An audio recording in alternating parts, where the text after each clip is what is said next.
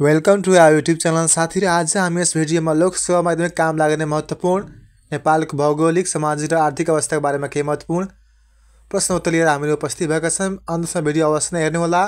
Video मन परे like अवश्य नै गर्नुहोला। हजुरहरूको समयको ख्याल गर्दै लाग्यौँ हामी आजको विषयवस्तुतर्फ। नेपालको भौगोलिक अवस्था, स्वरूप, त्यसको किसिम र विशेषताहरूको बारेमा यस भिडियोमा हामी नमुना र पुराना प्रश्न उत्तर विगतमा सोधेका प्रश्न उत्तर जुन नेपालको भौगोलिक सामाजिक र आर्थिक अवस्थासँग सम्बन्धित हुनेछन्।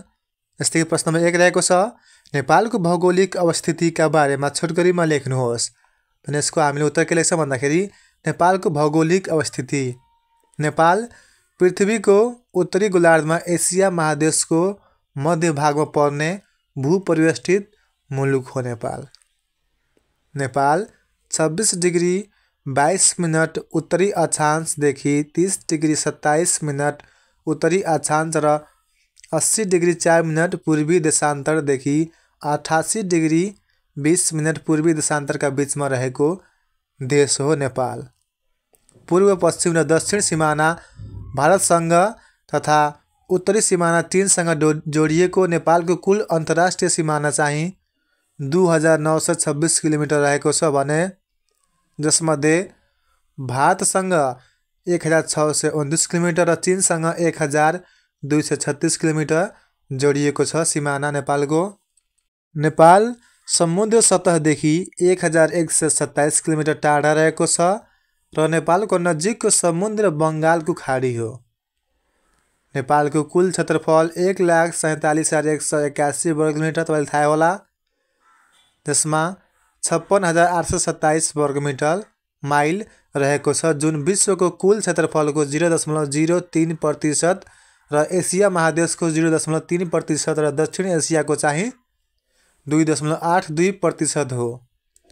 पूर्व पश्चिम औसत लम्बाइ 885 किलोमिटर रहेको नेपालको उत्तर दक्षिण औसत चौडाइ चाहिँ 193 किलोमिटर, अधिकतम 241 किलोमिटर र न्यूनतम चाहिँ 145 किलोमिटर रहेको छ। नेपालको सबैभन्दा अग्लो विश्वको सर्वोच्च शिखर सगरमाथा, जसको उचाइ 8848.86 मिटर र होचो भाग झापाको केचनावकल जुन 58 मिटर रहेको छ भने त्यहाँ नेपालमै रहेको छ। सगरमाथाको देश, तेस्रो ध्रुवको देश, गौतम बुद्धको देश, शान्तिको देश नेपालका अन्तर्राष्ट्रिय चिनारीहरू हुन्। अन्तमा हामी निष्कर्ष के लेख्छौँ भन्दाखेरि प्रकृतिको काखमा रही अनुपम प्राकृतिक सुन्दरताले भरिपूर्ण नेपालले विविधता युक्त देशका नामले विश्वव्यापी पहिचान बनाएको छ। साथीहरू भिडियो मन परे हौसला स्वरूप लाइक अवश्य गर्नुहोला। प्रश्न नम्बर 2 महत्त्वपूर्ण छ, टिप्पणी गर्नु साथीहरू। नेपालको भौगोलिक स्वरूपका विशिष्ट विशेषताहरू उल्लेख गर्नुहोस्। नेपालको भौगोलिक स्वरूपका विशिष्ट विशेषताहरू जस्तै 26 डिग्री 22 मिनट उत्तरी अक्षांशदेखि 30 डिग्री 27 मिनट उत्तरी अक्षांश र 80 डिग्री 4 मिनट पूर्वी देशान्तरदेखि 88 डिग्री 12 मिनट पूर्वी देशान्तरका चीन बिचमा रहेको नेपालको भौगोलिक स्वरूपका विशिष्ट विशेषताहरू यहाँ बमोजिम निम्न यस प्रकारका रहेका छन्। पहिलो विशेषता रहेको छ विश्वको सबैभन्दा अग्लो भाग सगरमाथा र विश्वकै होचो अरुण उपत्यका नेपालमा रहेका छन्। यसको प्रामुख्यता नेपालको यो मुख्य विशेषता हो। समुद्र सतहबाट 58 मिटरदेखि 8848.86 मिटरको बिचमा नेपालको भूगोल फैलिएर रहेको छ।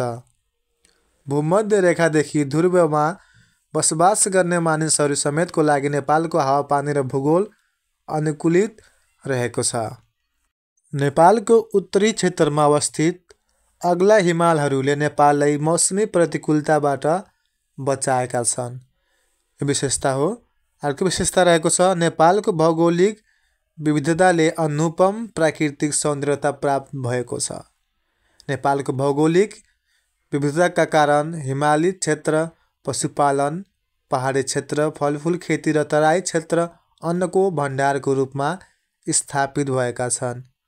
हावापानी, वन सम्पदा र माटोमा विविधता रहेको सबै 5-5 प्रकारको पाइने सगरमाथाको देश, तेस्रो ध्रुवको देश, गौतम बुद्धको देश, शान्तिको देश नेपालका अन्तर्राष्ट्रिय चिनारीहरू हुन्। साथीहरू कुनै पनि हाम्रो नेपालको भौगोलिक सम्बन्धी सोधिएको प्रश्नमा हाम्रो जुन अन्तिम लाइन रहेको छ, जुन हाम्रो नेपाल चाहिँ सगरमाथाको देश हो, तेस्रो ध्रुवको देश हो, गौतम बुद्धको देश हो र शान्तिको देश भनेर हाम्रो के त अन्तर्राष्ट्रिय चिनारी हो। हरेक प्रश्नको उत्तरमा चाहिँ अनिवार्य लेख्नु होला, जुन तपाईँको भौगोलिकसँग सम्बन्धित होस् अथवा सामाजिकसँग सम्बन्धित होस्। अन्तमा हामीले यसको निष्कर्ष के लेख्नुपर्छ भन्दाखेरि अनुपम सुन्दरताले भरिपूर्ण एक विविधतायुक्त मुलुकको रूपमा विश्व मानचित्रमा नेपालको विशिष्ट पहिचान रहेको छ। प्रश्न नम्बर 3 रहेको छ, भौगोलिक हिसाबले नेपालले कति प्रदेशमा विभक्त गर्न सकिन्छ, अर्थात् विभाजन गर्न सकिन्छ? छोटकरीमा उल्लेख गर्नुहोस्। यो प्रश्न चाहिँ नाइब्स 2069मा समावेशीमा सोधेको प्रश्न हो। एकदमै महत्त्वपूर्ण छ, टिप्पणी गर्नुहोस्, अभ्यास गर्नुहोस्। भविष्यमा तपाईँको पनि इक्जाममा सोध्ने प्रश्न यो यही हुनसक्छ। भौगोलिक हिसाबले नेपालको पहिला हामी विभाजन, विभक्त र विभाजन भनेको एउटै अर्थ हुन्छ। नेपाल पृथ्वीको उत्तरी गोलार्धमा एसिया महादेशको मध्य भागमा पर्ने भूपरिवेष्टित मुलुक हो। क्षेत्रफलमा नेपाल सानो मुलुक भए तापनि यहाँ ठुलो भौगोलिक विविधता रहेको छ। उक्त विविधता भएको नेपालले भौगोलिक हिसाबले हिमाल, पहाड र तराई गरी 3 प्रदेशमा विभाजन गरिएको छ अथवा विभक्त गरिएको छ। यसको बारेमा हामीले यसरी चर्चा गर्न सक्छौँ। प्रदेशको नाम जस्तै पहिला हामी भौगोलिक अवस्थितिको बारेमा बुझौँ। हिमाली प्रदेशमा चाहिँ उत्तरमा चीन र दक्षिणमा पहाडी प्रदेश रहेको छ।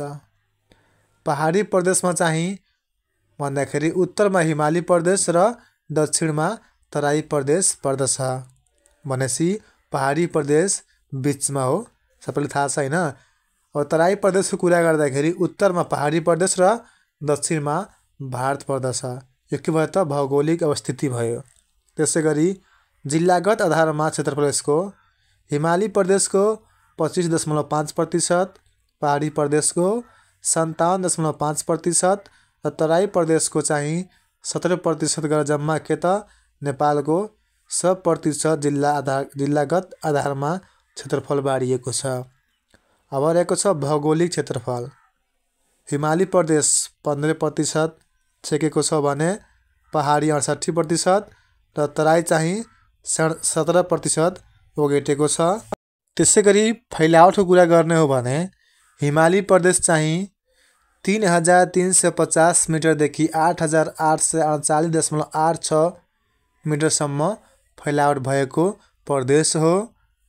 पहाडी प्रदेशको कुरा गर्यो भन्दाखेरि 610 मिटरदेखि 3350 मिटरसम्म रहेको छ, अथवा होचो बुझ्न सकिन्छ। तराई प्रदेशमा चाहिँ 58 मिटरदेखि 610 मिटरसम्म के त उचाइ रहेको पाइन्छ। उत्तर दक्षिण चौडाइ चाहिँ हिमाली प्रदेशको 25देखि 50 किलोमिटर रहेको छ भने पहाडी प्रदेश चाहिँ 75देखि 125 किलोमिटर त्यसको उत्तर दक्षिण चौडाइ रहेको छ भने तराई प्रदेशको 25देखि 30 किलोमिटर रहेको छ। त्यसैगरी जिल्ला कुरा गर्दाखेरि हिमाली प्रदेशमा 21वटा जिल्ला पर्छन्, पहाडी प्रदेशमा 35वटा जिल्ला पर्छन् र तराई प्रदेशमा चाहिँ 21वटा जिल्ला पर्दछन्। वर्तमानमा चाहिँ साथीहरू जनसङ्ख्या जनगणना 2078 को अनुसार हिमालीको चाहिँ रहेको छ 6.08% जनसङ्ख्या भने पहाडी प्रदेशको 40.31% र तराईमा चाहिँ 53.61% जनसङ्ख्या बसोबास गरेका छन् जनगणना 2078 का अनुसार। अब खेतीयोग्य जमिनको कुरा गर्दाखेरि हिमाली प्रदेशमा चाहिँ 5.6% खेतीयोग्य जमिन रहेको छ भने पहाडी प्रदेशमा चाहिँ 32.5% भने तराईमा चाहिँ 61.9% रहेको छ खेतीयोग्य जमिन। जात जातिको कुरा गर्दाखेरि हिमाली प्रदेशमा चाहिँ भोटे, शेर्पा, थकाली लगायतका जातिले बसोबास गरेका छन् भने पहाडीमा चाहिँ ब्राह्मण, क्षेत्री, गुरुङ, मगर, राई र लिम्बू लगायतका जात जातिले बसोबास गरेको पाइन्छ भने तराईको कुरा गर्दाखेरि थारू, सतार, यादव, धिमाल, राजवंशी लगायतका जात जातिले बसोबास गरेको पाइन्छ तराई प्रदेशमा। त्यसै गरी पेसा कुरा गर्दाखेरि साथीहरू पेसामा चाहिँ पर्वतारोहण, पशुपालन, पर्यटन चाहिँ मुख्य पेसा हो हिमाली प्रदेशका व्यक्तिहरूको लागि भने पहाडी प्रदेशमा चाहिँ कृषि, व्यापार र नोकरी गर्न सकिने पेसा मुख्य रहेको छ भने तराई प्रदेशको मुख्य पेसा चाहिँ कृषि, व्यापार र नोकरी रहेको पाइन्छ। धर्मको कुरा गर्दाखेरि हिमाली प्रदेशमा चाहिँ बौद्ध र हिन्दू धर्म मान्ने व्यक्तिहरू बसोबास गरेका छन् भने हिन्दू, बौद्ध र इसाई चाहिँ पहाडी प्रदेशमा, तराईमा चाहिँ हिन्दू र मुस्लिम बढी बसोबास गरेको पाइन्छ। उपविभाजन कुरा गर्दाखेरि मुख्य हिमालय, भित्री हिमालय र सीमान्त हिमालय गरेर हिमाली प्रदेशलाई 3 उपविभाजनमा विभाग गरिएको अथवा बाँडिएको छ। पहाडी प्रदेशमा चाहिँ चुरे श्रेणी, शिवालिक पर्वत र महाभारत पर्वत र मध्यभूमि गरेर 3 भागमा वर्गीकरण गरिएको छ अथवा विभाजन गरिएको छ भने तराई प्रदेशलाई खास तराई, भावर क्षेत्र र भित्री मधेश गरेर 3 भागमा विभाजन गर्न सकिएको छ। अन्य विशेषतामा चाहिँ हिमाली प्रदेशमा चाहिँ अत्यन्तै चिसो र ठन्डा हावापानी, कष्टपूर्ण जीवनशैली, उर्वरशीलताको कमी, विकासका दृष्टिले पिछडिएको प्रदेश हो भने पहाडी प्रदेश चाहिँ स्वस्थ र मनोरम हावापानी, सुन्दरताले भरिपूर्ण दृश्य, जीवनयापन अनुकूल वातावरण भएको पहाडी प्रदेश हो। त्यसै गरी उष्ण वातावरण, अत्यन्तै उर्वरता, बाक्लो आबादी र विकासको सहजता भएको तराई प्रदेशलाई मानिएको छ। अन्तमा हामीले यसको निष्कर्ष के लेख्नुपर्छ भन्दाखेरि नेपालको भूगोल अनुसार मानवीय तथा आर्थिक क्रियाकलाप सञ्चालनको कार्यलाई प्रभावकारी बनाउन सके राज्यको समुन्नति, समृद्धि र विकासमा टेवा पुग्ने देखिन्छ। साथीहरू भिडियो मन पऱ्यो एउटा लाइक अवश्य गरेर तपाईँको एउटा लाइकले हामीलाई मोटिभेसन मिल्छ अझै अर्को भिडियो ल्याउनको लागि। हाम्रो अहिलेसम्म यस च्यानललाई सब्सक्राइब गर्नुभएको छैन कृपया सब्सक्राइब गरेर बेल आइकन अवश्य थिच्नुहोला ताकि हामी कुनै पनि भिडियो हाल्दाखेरि तपाईँ तुरन्तै नोटिफिकेसन पाउनुहुन्छ, मिस गर्न सक्नुहुन्न। राम्रोसँग मेहनत गर्नुहोस्, ध्यान दिनुहोस्, पढ्नुहोस्, अभ्यास गर्नुहोस्, सफलता तपाईँकै हातमा हुनेछ। अब प्रश्न नम्बर 4 रहेको छ हिमाली प्रदेशका प्रमुख विशेषताहरू उल्लेख गर्नुहोस्। यो प्रश्न चाहिँ नायब सुब्बा 2075 मा सोधेको प्रश्न हो। यसको उत्तर हामीले के लेख्नुपर्छ भन्दाखेरि हिमाली प्रदेशका प्रमुख विशेषताहरू यस्तो पहिलो रहेको छ समुद्री सतहको करिब 3350 मिटरदेखि 8848.86 मिटरको उचाइमा तिब्बतको दक्षिणी सिमानासम्म फैलिएको भूभागलाई हिमाली प्रदेश भनिन्छ। नेपालको कुल क्षेत्रफलको 15% र भूभाग ओगटेकोले हिमाली प्रदेशको उत्तर दक्षिण चौडाइ चाहिँ 25 किलोमिटरदेखि 50 किलोमिटरसम्म रहेको छ। विक्रमसम्म 2078 को जनगणना अनुसार 6.08% मानिसहरू बसोबास गर्ने यस प्रदेशमा नेपालका 21 वटा जिल्लाहरू रहेका छन्। नेपालका प्रमुख नदीहरूको मुहान समेत रहेको हिमाली प्रदेश पर्यटकीय दृष्टिले आकर्षक क्षेत्रको रूपमा रहेको छ। शेर्पा, थकाली, भोटे लगायतका जातिका मानिसहरूले बाहुल्यता रहेको हिमाली प्रदेशका मानिसहरूको मुख्य पेसा पशुपालन र पशुजन्य उत्पादन रहेकोमा अहिले पेसामा विविधता आएको पाइन्छ। आर्थिक गतिविधि केही सीमित भए पनि जडीबुटीले सम्पन्न रहेको यो प्रदेश नेपालको आर्थिक विकास र समृद्धिको आधार बन्न सक्छ। विश्वको सर्वोच्च शिखर सगरमाथा लगायत कञ्चनजङ्घा, लोत्से, मकालु जस्ता हिमाल अथवा हिम शिखरहरू पनि यस प्रदेशको महिमालाई उच्च बनाएका छन्। महालङ्गुर, कुम्भकर्ण, रोल्वाचिङ, लाङटाङ, मनान्सलु, अन्नपूर्ण, धौलागिरी, कान्जुरोवा, अफी, सयपाल लगायत नेपालका मुख्य हिम श्रृङ्खला यसै प्रदेशमा रहेका छन्। मुख्य हिमाल, भित्री हिमाल र सीमान्त हिमाल गरी यस प्रदेशको 3 भागमा उपविभाजन गरिएको छ।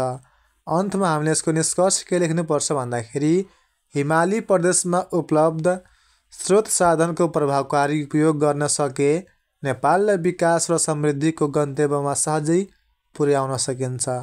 हिमाली प्रदेशको विभाजन सम्बन्धी केही महत्त्वपूर्ण जानकारी रहेको छ, जस्तै कि मुख्य हिमाल, भित्री हिमाल र सीमान्त हिमाल गरेर हिमाली प्रदेशलाई 3 भागमा उपविभाजन गरिएको छ। जस्तै कि मुख्य हिमालमा चाहिँ समुद्र सतहबाट 5000 मिटर भन्दा माथिको क्षेत्रलाई मानिन्छ। नेपालका 8000 मिटर भन्दा अग्ला सबै हिमालहरू पर्ने क्षेत्र चाहिँ मुख्य हिमालहरूमा पर्छन्। हिमरेखा भन्दा माथि रहेको र सदैव हिउँ परिरहने क्षेत्रलाई मुख्य हिमालहरूको रूपमा चाहिँ मान्ने गरिन्छ। भने भित्री हिमालमा चाहिँ मुख्य हिमालको उत्तरमा र तिब्बती सीमान्त प्रदेशको दक्षिणमा रहेको समुद्र सतहबाट 2400 मिटरदेखि 5000 मिटरसम्मको उचाइमा रहेको भोट प्रदेशका नामले समेत परिचित हिमाली उपत्यकालाई चाहिँ भित्री हिमालयको रूपमा चिन्ने गरिन्छ। सीमान्त हिमालमा चाहिँ मुख्य हिमालको उत्तर तिब्बती सीमा क्षेत्रको दक्षिणमा रहेको र समुद्र सतहबाट 6000 देखि 7000 मिटरको उचाइमा रहेको ससाना हिउँ टाकुरा पर्वत र मन्ज्याङहरू रहेका क्षेत्रलाई चाहिँ सीमान्त हिमालको रूपमा चाहिँ उपविभाजन गरिएको पाइन्छ। अब रहेको छ प्रश्न नम्बर 5, नेपालको पहाडी प्रदेशका मुख्य विशेषताहरू उल्लेख गर्नुहोस्। पहाडी प्रदेशका प्रमुख विशेषताहरू पहिला लेखौँ हामीले। पहिलो विशेषता रहेको छ, यसभन्दा अघि हामीले प्रश्न नम्बर 4 मा बुझिसक्यौँ के को बारेमा त हिमाली प्रदेशको बारेमा। प्रश्न 5 मा हामीले पहाडी प्रदेशको बारेमा मुख्य विशेषता बुझौँ, त्यसपछि तराई प्रदेशका विशेषताहरूको बारेमा हामीले जान्नेछौँ। यस्ता प्रश्नहरू बारम्बार सोधिएको छ।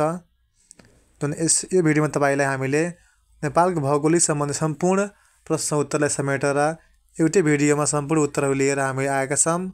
भिडियो मन परे लाइक गर्नु र अन्तसम्म अवश्य नै वाच गर्नुहोला। पहिलो विशेषता रहेको छ पहाडी प्रदेशको समुद्री सतहबाट करिब 610 मिटरदेखि 3350 मिटरसम्मको उचाइमा नेपालको तराई प्रदेश र हिमाली प्रदेशको बिचमा रहेको भूभागलाई पहाडी प्रदेश भनिन्छ। नेपालको कुल क्षेत्रफलको 68% भूभाग ओगटेको पहाडी प्रदेश उत्तर दक्षिण चौडाइमा करिब 75 देखि 125 किलोमिटरसम्म पूर्व पश्चिम फैलिएको छ।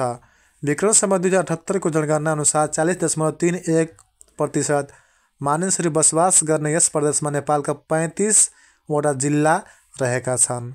अग्ला एवं होचा पहाड उपत्यका, टार, दुन तथा बेसीले सजिएको पहाडी प्रदेश नेपालको एक रमणीय क्षेत्रको रूपमा रहेको छ। ब्राह्मण, क्षेत्री, गुरुङ, मगर, किराँत, नेवार, तमाङ, राई, लिम्बू जस्ता विविध जात जातिको बसोबास रहेको पहाडी प्रदेशको रीतिरिवाज र चालचलनमा पनि विविधता पाइन्छ। यस प्रदेशका मानिसहरू, कुन प्रदेशको त पहाडी प्रदेशका है, पहाडी प्रदेशका मानिसहरू मुख्य रूपमा कृषि, व्यापार व्यवसाय, सरकारी सेवा तथा वैदेशिक रोजगारमा संलग्न रहेको पाइन्छ। नेपालको धेरै क्षेत्र ओगटेको कारण नेपाललाई पहाडी मुलुकको पहिचान समेत दिएको यस क्षेत्रमा प्रशस्त मात्रामा खनिज लगायतका प्राकृतिक सम्पदाहरू रहेका छन्। कसमा? पहाडी प्रदेशमा। त्यसैगरी सिँचाइका लागि महत्त्वपूर्ण मानिने दोस्रो स्तरका नदीको उद्गम स्थलको रूपमा रहेको पहाडी प्रदेशलाई अति रम्य र स्वास्थ्यकर हावापानीको प्रदेशका नामले पनि समेत चिनिन्छ। पहाडी प्रदेशलाई चुरे, महाभारत र मध्यभूमि गरी 3 भागमा उपविभाजन गरिएको छ। निष्कर्ष के लेख्छौँ भन्दाखेरि हामीले पहाडी प्रदेशमा उपलब्ध स्रोत साधनको प्रभावकारी उपयोग गर्न सके देशलाई विकास र समृद्धिको दिशामा अगाडि बढाउन सकिन्छ। साथीहरू, हरेक प्रश्नको चाहिँ हामी निष्कर्ष एकदमै राम्रो, छोटो र संक्षेपमा लेख्नुपर्ने हुन्छ ताकि सम्पूर्ण उत्तरहरूको ज्ञान त्यही पाइयोस्। त्यो मिठो भयो भने के हुन्छ, मार्क्स काट्न कोही पनि चाहदैन। अब पहाडी प्रदेशको विभाजन चाहिँ सम्बन्धी कि हामी महत्त्वपूर्ण जानकारी यहाँ बुझ्नेछौँ। जस्तै कि पहाडी प्रदेशलाई पनि के त 3 भागमा उपविभाजन गरिएको छ।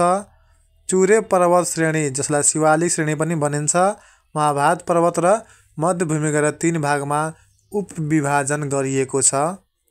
पहिला हामी बुझौँ चुरे पर्वत श्रेणीको बारेमा।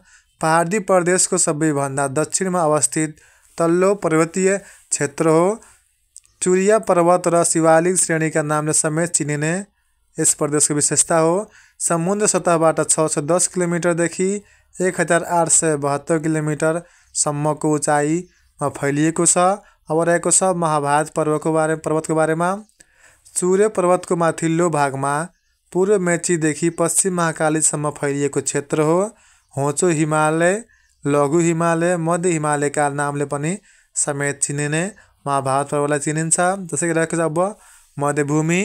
महाभारत पर्वत श्रेणी र हिमालय पर्वत श्रेणीका बिचमा रहेका ठुला टार, बेसी र उपत्यकाहरूलाई मध्यभूमि भनिन्छ। मध्य पर्वतीय भूभागले नेपालको 29.5% जमिन ओगटेको छ। प्रश्न नम्बर 6 एकदमै महत्त्वपूर्ण छ, टिप्पणी गर्नुहोला। नेपालको तराई प्रदेशका प्रमुख विशेषताहरू। साथीहरू, हिमालय प्रदेश र पहाडी प्रदेश भन्दा धेरै पटक सोधिएको तराई प्रदेशका मुख्य विशेषताहरूको बारेमा सोधिएको लोकसभा प्रश्न उत्तर यहाँ रहेको छ। टिप्पणी अवश्य नै गर्नुहोला। नेपालको तराई प्रदेशका विशेषताहरूमा पहिलो रहेको छ, यसको मुख्य नारा पनि रहेको छ साथीहरू, अन्नको भण्डार तराई प्रदेश भनेर पनि चिनिन्छ। पहिलो विशेषता रहेको छ, नेपालको सबैभन्दा दक्षिणी भागमा दक्षिणतर्फ होचिँदै गएको समुद्री सतहबाट 58 मिटरदेखि 600 मिटरसम्मको उचाइ फैलिएको क्षेत्रलाई तराई प्रदेश भनिन्छ। नेपालको कुल क्षेत्रफलको 17% भूभाग ओगटेको तराई प्रदेश उत्तर दक्षिण चौडाइमा करिब 25 देखि 30 किलोमिटरसम्म पूर्व पश्चिम फैलिएको छ। विक्रम सम्वत 2078 को जनगणना अनुसार 53.61% मानिसहरू बसोबास गर्ने यस प्रदेशमा नेपालका 21 वटा जिल्लाहरू रहेका छन्। अति गर्मी, धेरै वर्षात, धेरै जसो उब्जाउ जमिन, घना बस्ती, भारतीय रहनसहन र संस्कृतिको समेत प्रभाव रहेको यस प्रदेशलाई नेपालको अन्नको भण्डार मानिन्छ। नेपालका अन्य क्षेत्रको तुलनामा विकासका पूर्वाधार, सामाजिक आर्थिक विकासमा तराई प्रदेश अग्रस्थानमा रहेको छ। अर्को रहेको छ विशेषता मध्ये मैथिली, भोजपुरी, अवधी, थारू जस्ता भाषा समुदायका विभिन्न जातिहरूको बसोबास रहेको यस प्रदेशको जातिगत, भाषिक र सांस्कृतिक विविधता रहेको छ। प्राय समथर भूभाग रहेको यस प्रदेशलाई उष्ण क्षेत्र र मध्य प्रदेश पनि भनिन्छ। खास मुख्य तराई, भावर र दून क्षेत्रमा यस प्रदेशलाई 3 भागमा उपविभाजन गरिएको छ। अन्तमा हामी निष्कर्ष के लेख्छौँ भन्दाखेरि तराई प्रदेशमा उपलब्ध स्रोत साधनको प्रभावकारी उपयोग गर्न सके देशलाई विकास र समृद्धिको दिशामा अगाडि बढाउन सकिन्छ। तराई प्रदेशको विभाजन सम्बन्धी केही जानकारी। खास मुख्य तराई सबैभन्दा दक्षिणी भागमा दक्षिणतर्फ होचिँदै गएको मिहिन पाँगो माटोले बनेको भूभाग खास मुख्य तराई हो। यो क्षेत्र भारतसँग जोडिएको छ। यस क्षेत्रले नेपालको कुल भूभागको 4% भूभाग ओगटेको छ। समुद्र सतहबाट 200 मिटरसम्मको उचाइमा रहेको यो क्षेत्रको उत्तर दक्षिण 25 देखि 30 किलोमिटरसम्म रहेको छ। त्यसको चौडाइ है। अन्नको भण्डारका भनेर खासै यस प्रदेशलाई मानिन्छ अथवा यस प्रदेशलाई भनिन्छ। यस क्षेत्रलाई देहा बमोजिम विभाजन गरिएको छ। मेची, सामेश्वर पूर्वी तराई, सोमेश्वर, डुन्डवा मध्य तराई र डुन्डवा पश्चिम तराई भनेर विभाजन गरिएको छ। भावर प्रदेश खास तराईको उत्तर र चुरे पर्वतको दक्षिणमा करिब 380 मिटरसम्मको उचाइमा फैलिएको साँघुरो पेटी भावर प्रदेश हो। यो प्रदेश 8 देखि 10 माइलसम्म चौडाइमा फैलिएको छ। यो उत्तर दक्षिण 10 देखि 15 किलोमिटर चौडाइमा रहेको छ। 4 कोसे झाडी यसै क्षेत्रमा पर्दछ। दून क्षेत्र चुरे र महाभारत पर्वतको बिचमा पहाडको काखमा समुद्र सतहदेखि 600 मिटरको उचाइमा रहेको क्षेत्र दून क्षेत्र हो। यस क्षेत्रलाई भित्री मधेसका नामले समेत चिनिन्छ। बालुवायुक्त, फुस्रो र नरम माटोले बनेको यस क्षेत्रको नेपालको 8.5% भूभाग ओगटेको छ। यो क्षेत्र 32 किलोमिटरदेखि 64 किलोमिटरसम्मको लम्बाइ र 16 किलोमिटरसम्म चौडाइमा विस्तारित रहेको छ। यस क्षेत्रमा नेपालका उदयपुर, सिन्धुली, मकवानपुर, नवलपरासी, बर्दिया, सुस्ता, पूर्व दाङ र सुर्खेत गरी 7 वटा जिल्लाहरू पर्दछन्। प्रश्न नम्बर 7 रहेको छ नेपालको हिमाल पहाड र तराई प्रदेश बीचको अन्तर सम्बन्धको बारेमा उल्लेख गर्नुहोस्। हिमाल पहाड र तराई नेपालको धरातलीय स्वरूप। नेपालको हिमाल पहाड र तराई प्रदेश बीचको अन्तर सम्बन्ध। नेपाल पृथ्वीको उत्तरी गोलार्धमा एसिया महादेशको मध्य भागमा पर्ने भूपरिवेष्टित मुलुक हो। क्षेत्रफलमा नेपाल सानो मुलुक भए तापनि यहाँ ठुलो भौगोलिक विविधता रहेको छ। उक्त विविधता भएको नेपाललाई भौगोलिक हिसाबले हिमाल पहाड र तराई गरी 3 भागमा विभाजन गरिएको छ। यिनीहरू बीचको अन्तर सम्बन्धलाई निम्न अनुसार अथवा निम्न बमोजिम प्रस्तुत गर्न सकिन्छ। जस्तै कि हिमाली प्रदेशमा उपलब्ध बहुमूल्य जडीबुटी देशैभर औषधिको रूपमा प्रयोग गरिन्छ। उक्त जडीबुटीको पहाडी र तराई क्षेत्रमा प्रशोधन गरी देशैभर औषधिको रूपमा प्रयोग गरिएको छ। हिमाली प्रदेशमा रहेका अग्ला हिमालहरूबाट उत्पत्ति भएका नेपालका नदीहरू पहाड हुँदै तराईको समथर भाग भई बग्दछन्। उक्त नदीहरूबाट पहाड र तराईका विभिन्न भागहरू सिंचित भई प्रशस्त खाद्यान्न उत्पादन भई हिमाली क्षेत्रमा पनि खाद्यान्न उपलब्ध भएको छ। हिमाली क्षेत्रका मोती झैँ टल्केर रहेका सेता हिमालहरूको पहाड र तराईको महिमालाई समेत उँचो बनाएका छन्। हिमाली क्षेत्रमा उत्पादित मासी, चामल, स्याउ, भेडा, च्याङ्ग्रा लगायतको पहाड र तराईमा उच्च माग रहेको छ भने तराई र पहाडी क्षेत्रमा उत्पादित फलफुल खाद्यान्नले हिमाली क्षेत्रको आवश्यकता पूर्ति भएको छ। तराई क्षेत्रमा उद्योग धन्दाबाट उत्पादित वस्तुहरूको देशैभर प्रयोग गरिएको छ।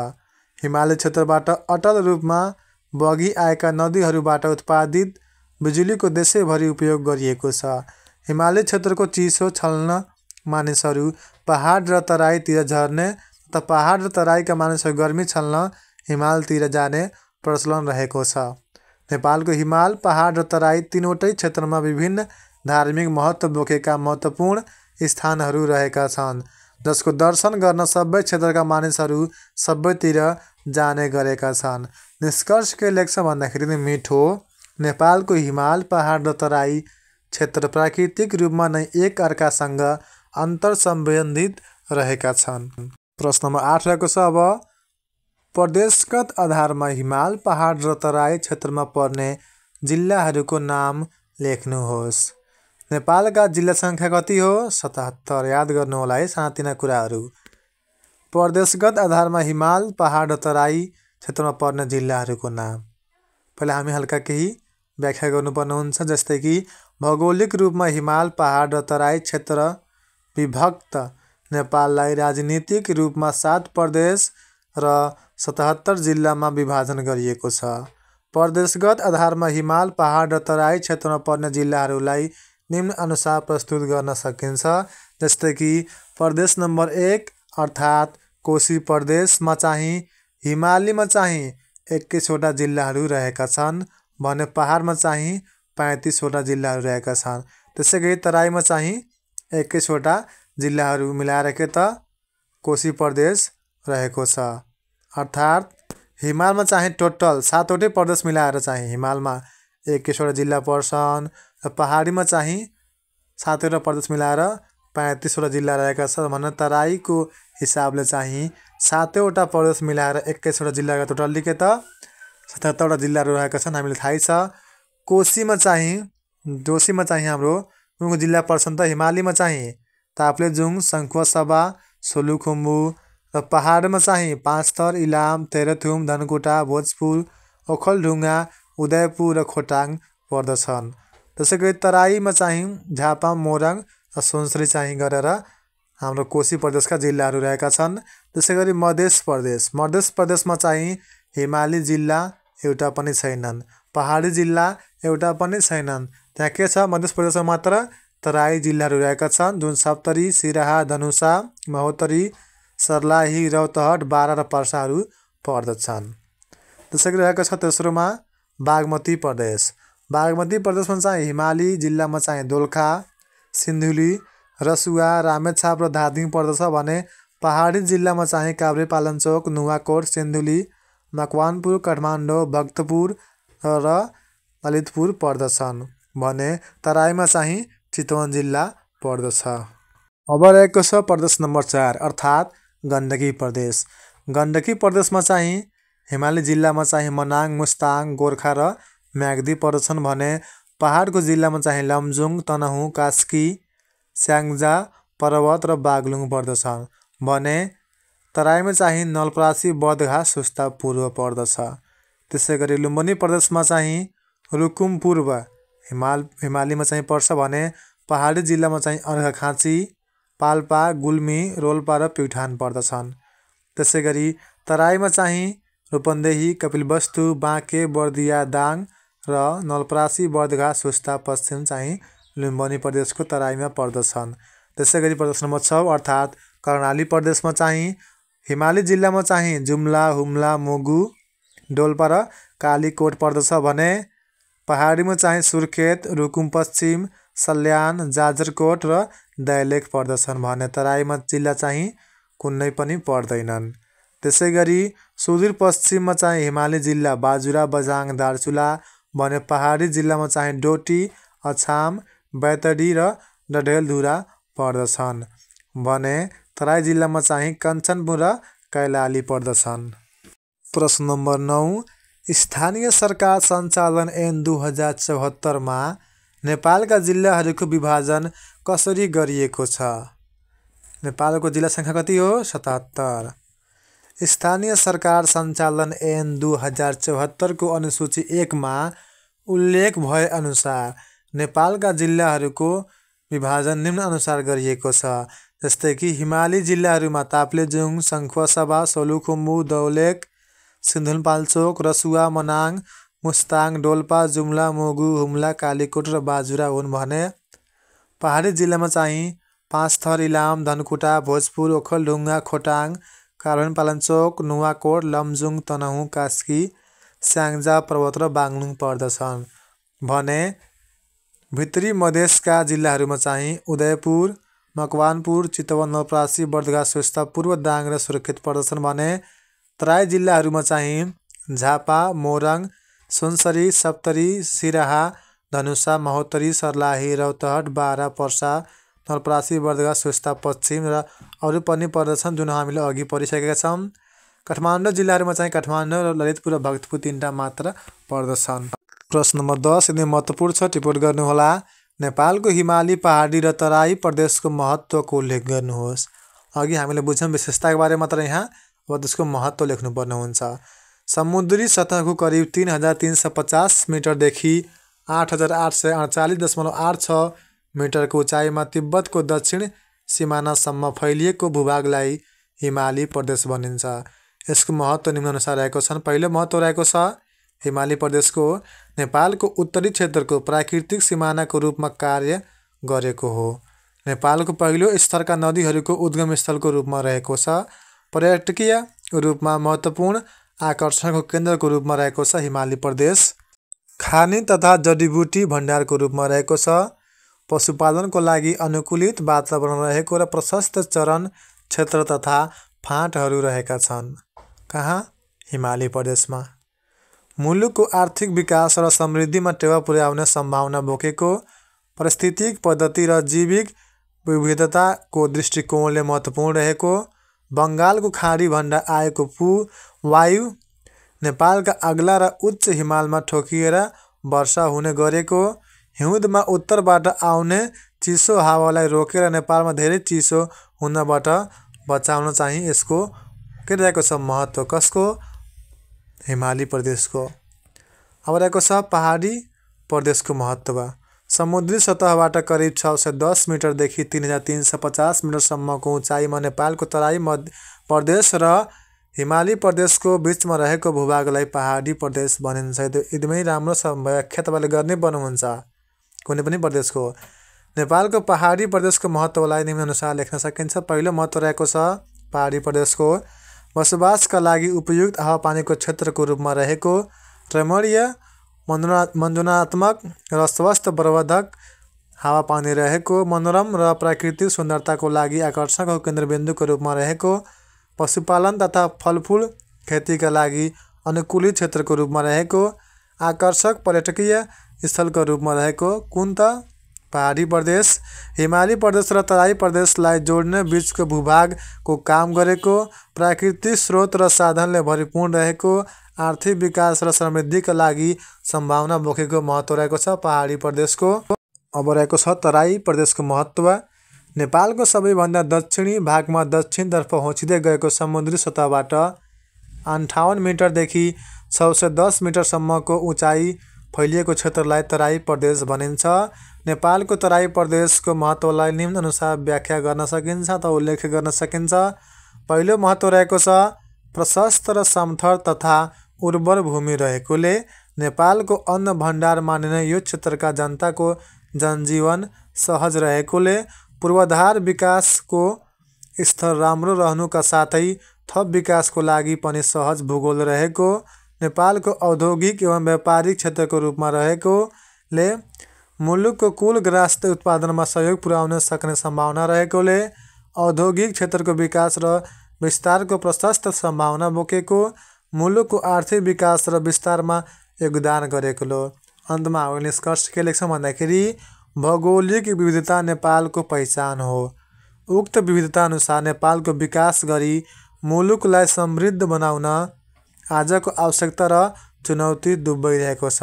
प्रश्न नम्बर 11 रहेको छ नेपालको तराई प्रदेशको परिचय दिँदै यसले देशको आर्थिक विकासमा पुर्याएको योगदानबारे चर्चा गर्नुहोस्। यो प्रश्न चाहिँ नायब सुब्बा 2073 मा सोधेको प्रश्न हो। एकदमै राम्रोसँग महत्त्वपूर्ण छ, टिपोट गर्नुहोला र अभ्यास पनि गर्दै गर्नुहोला। नेपालको अन्नको भण्डार भनेर कसलाई चिनिन्छ? तराई प्रदेशलाई। नेपालको सबैभन्दा दक्षिणी भागमा दक्षिणतर्फ होचिँदै गएको समुद्री सतहबाट 58 मिटरदेखि 610 मिटरसम्मको उचाइ फैलिएको क्षेत्रलाई तराई प्रदेश भनिन्छ। नेपालको कुल क्षेत्रफलको 70% भूभाग ओगटेको तराई प्रदेश उत्तर दक्षिण चौडाइमा करिब 25देखि 30 किलोमिटरसम्म पूर्व पश्चिम फैलिएको छ। कुन? तराई प्रदेश। तराई प्रदेशले देशको आर्थिक विकासमा पुर्याएको योगदान। पहिलो योगदान रहेको छ उद्योग धन्दाको राम्रो विकास भएको, नेपालको औद्योगिक तथा व्यापारिक क्षेत्रको रूपमा रहेको, कृषिका लागि उर्वर र उपयुक्त रहेको, अन्नको भण्डारको रूपमा रहेको, आर्थिक क्रियाकलापमा सधनता रहेको, विकासका पूर्वाधारको राम्रो विकास भएको, रोजगारीका अवसरहरू सिर्जना भएका र पर्यटकीय क्षेत्रहरू रहेका। यसको के त मुख्य योगदान रहेको छ तराई प्रदेशको। अन्तमा हामीले निष्कर्ष के लेख्नुपर्छ भन्दाखेरि तुलनात्मक रूपमा आर्थिक तथा व्यापारिक गतिविधिहरू धेरै हुने तराई प्रदेशले नेपालको आर्थिक विकासमा महत्त्वपूर्ण भूमिका खेलेको छ। प्रश्न नम्बर 12 रहेको छ नेपालको पहाडी प्रदेशको परिचय दिँदै यसले देशको आर्थिक विकासमा पुर्याएको योगदानबारे चर्चा गर्नुहोस्। प्रश्न नम्बर 12 को उत्तर समुद्री सतहबाट करिब 610 मिटरदेखि 3350 मिटरसम्मको उचाइमा नेपालको तराई प्रदेश र हिमाली प्रदेशको बिचमा रहेको भूभागलाई पहाडी प्रदेश भनिन्छ। नेपालको कुल क्षेत्रफलको 68% भूभाग ओगटेको पहाडी प्रदेश उत्तर दक्षिण चौडाइमा करिब 75देखि 125 किलोमिटरसम्म पूर्व पश्चिम फैलिएको छ। नेपालको आर्थिक विकासमा पहाडी प्रदेशको मुख्य योगदानहरू। पहिलो रहेको छ फलफुल खेती र कृषिको उत्पादन, पर्यटन केन्द्रका रूपमा रहेको, औद्योगिक विकास भएको, जल सफ्टवेयर उत्पादन भएको, जल सम्पदा र वन सम्पदा रहेको, खनिज पदार्थको प्रचुर सम्भावना बोकेको, प्याराग्लाइडिङ, बङ्गी जम्प चाहिँ लगायतको कार्यका लागि प्रख्यात रहेको छ हाम्रो नेपालको पहाडी प्रदेश। अत यसको निष्कर्ष के हुन्छ? विशेषतः फलफुल खेतीको बढी सम्भावना भए तापनि यहाँको विविध आर्थिक गतिविधिले नेपालको आर्थिक विकासमा महत्त्वपूर्ण भूमिका खेलेको पाइन्छ। प्रश्न नम्बर 13 रहेको छ नेपालको हिमाली प्रदेशको परिचय दिँदै यसले देशको आर्थिक विकासमा पुर्याएको योगदानबारे चर्चा गर्नुहोस्। समुद्री सतहको करिब 3350 मिटरदेखि 8848.86 मिटरको उचाइमा तिब्बतको दक्षिण सिमानासम्म फैलिएको भूभागलाई हिमाली प्रदेश भनिन्छ। नेपालको कुल क्षेत्रफलको 15% भूभाग ओगटेको हिमाली प्रदेशको उत्तर दक्षिण चौडाइ 25 किलोमिटरदेखि 50 किलोमिटरसम्म रहेको छ। नेपालको आर्थिक विकासमा चाहिँ हिमाली प्रदेशको मुख्य योगदानहरू पहिलो रहेको छ पर्यटन प्रवर्धन मार्फत योगदान गरेको, जडीबुटीको भण्डार क्षेत्रका रूपमा रहेको, पशुपालनबाट आर्थिक उपार्जन भएको, व्यापार व्यवसाय बढ्दै गएको, पर्वत आरोहण मार्फत योगदान, जैविक विविधताको दृष्टिकोणले महत्त्वपूर्ण, विविध प्रकारका पारिस्थितिक पद्धति रहेका, साहसिक पर्यटनको सम्भावना रहेको, जल सम्पदाका दृष्टिले महत्त्वपूर्ण रहेको, गलैँचा, राडी, पाखी बुन्ने घरेलु उद्योगहरू रहेका छन्। निष्कर्ष के हुन्छ, हिमाली प्रदेशमा सीमित आर्थिक गतिविधि हुने भए तापनि नेपालको आर्थिक विकासमा यस क्षेत्रले महत्त्वपूर्ण योगदान गरेको छ। प्रश्न नम्बर 14 रहेको छ अब नेपालको भौगोलिक अवस्थाका कारण जनजीवनमा परेको प्रमुख प्रभाव अथवा मुख्य प्रभावबारे चर्चा गर्नुहोस्। यो प्रश्न चाहिँ नायब सुब्बादुवा क्षेत्रमा सोधेको दिन महत्त्वपूर्ण प्रश्न छ। अवश्य नै टिप्पणी गर्नुमा तपाईँहरूलाई हालको जुन हुनेवाला छ नायब सुब्बा इक्जाममा त्यो अवश्य नै सोध्न सकिनेछ, त्यसैले अभ्यास गर्नुहोला। नेपालको भौगोलिक अवस्थाका कारण जनजीवनमा परेको मुख्य प्रभाव। अधिकांश भूभाग पहाडी क्षेत्र रहेको नेपालमा केही समथर भूभाग, उपत्यका, टार र बेसी पनि रहेका छन्। नेपालको भौगोलिक अवस्थाका कारण जनजीवनका सकारात्मक र नकारात्मक दुवै किसिमले असर पारेको छ, जसलाई निम्नानुसार प्रस्तुत गर्न सकिन्छ। जस्तै कि सकारात्मक प्रभावमध्ये पहिलो रहेको छ तराईको उर्वर भूमिका कारण कृषि यहाँको प्रमुख पेशा रहेको, आर्थिक तथा औद्योगिक क्रियाकलापहरू सञ्चालन गर्न सहज रहेको, भौगोलिक विविधताका कारणले पर्यटन विकासको सम्भावना राम्रो रहेको, भौगोलिक विकटताका कारण हिमाली र पहाडी क्षेत्रको जनघनत्व कम रहेको, तराईको सहज भूगोलका कारण जनघनत्व पनि बढिरहेको, हिमाल र पहाडी क्षेत्रको तुलनामा तराई क्षेत्रको जीवनशैली राम्रो रहेको, पहाडी क्षेत्रमा ठुलो र फराकिलो चरण क्षेत्र भएकाले यहाँका मानिसहरू पशुपालनमा केन्द्रित रहेका छन्। यो रहे हाम्रो के त सकारात्मक प्रभावहरू। नकारात्मक प्रभावमा रहेको छ पहिलो प्राकृतिक विपदका कारण जनजीवन प्रभावित भएको छ। हिमाल र पहाडी क्षेत्रमा उर्वरशील भूमिको अभावका कारण खाद्य असुरक्षा बढेको छ। हिमाली र पहाडी क्षेत्रको भौगोलिक विकटताका कारण पूर्वाधार विकासमा असहजता भएको, जसले जनजीवनलाई प्रभावित गरेको छ। भूपरिस्थितिका कारण नेपालको परिवहन खर्चिलो हुने भएको, जसले आर्थिक क्रियाकलापलाई प्रभावित गरेको छ। अर्काको मुलुकले निर्धारण गरेको पोर्ट सम्बन्धी शर्त र सेवा दस्तुर तिर्नुपर्ने बाध्यता रहेको छ। औद्योगिकीकरण र यसबाट उत्पादित वस्तु तथा सेवाको व्यापार गर्न निर्यातमा समस्या सिर्जना भएको। अन्तमा निष्कर्ष के हुन्छ भन्दाखेरि नेपालको भौगोलिक अवस्था अनुसार हाम्रा गतिविधि सञ्चालन गरी समृद्धि हासिल गर्नु आजको आवश्यकता हो। प्रश्न 15 रहेको छ नेपालको भौगोलिक अवस्थाले जनजीवनमा पारेको प्रभाव बारे उल्लेख गर्नुहोस्।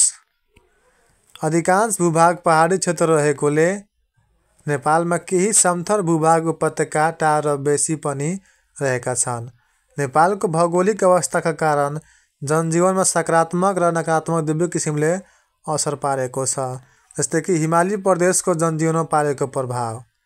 सधैँभरि हिउँ परिरहने हुँदा, शुष्क ठन्डा हावापानी रहेको हुँदा, न्यानो बाक्लो कपडाको बढी प्रयोग गरिने, साना साना आकारको घर तथा बस्तीहरू रहेका, कम वर्षा हुने हुँदा पर्याप्त कृषि उत्पादन नहुने, ससाना प्रोथा, झाडी, जडीबुटी, देवदार, धुपी, सल्ला जस्ता वनस्पतिहरू पाइन्छ। भौगोलिक विकटताले गर्दा पर्याप्त पूर्वाधारहरूको विकास हुन नसकेको, चिसो ठाउँमा बस्ने हुँदा रहन सहन पनि भिन्नै प्रकृतिको रहेको, जाड, छ्याङ, तुम्बा जस्ता पेय पदार्थ बढी पिउने, ढिँडो, रोटी, मासुका परिकार आदिको बढी उपयोग गरिने, पर्यटन, पशुपालन, जडीबुटी सङ्कलन, पर्वतारोहण आदि मुख्य आम्दानीका स्रोतहरू रहेका छन्। कसको? हिमाली प्रदेशको व्यक्तिहरूको, मानिसहरूको। पहाडी प्रदेशको जनजीवनमा पारेको प्रभाव। न्यानो हावापानी हुँदा स्वास्थ्यको लागि उपयोगी रहेको, औसत वर्षा हुनाले फलफूल कृषि पेशालाई मुख्य पेशाको रूपमा अपनाइएको।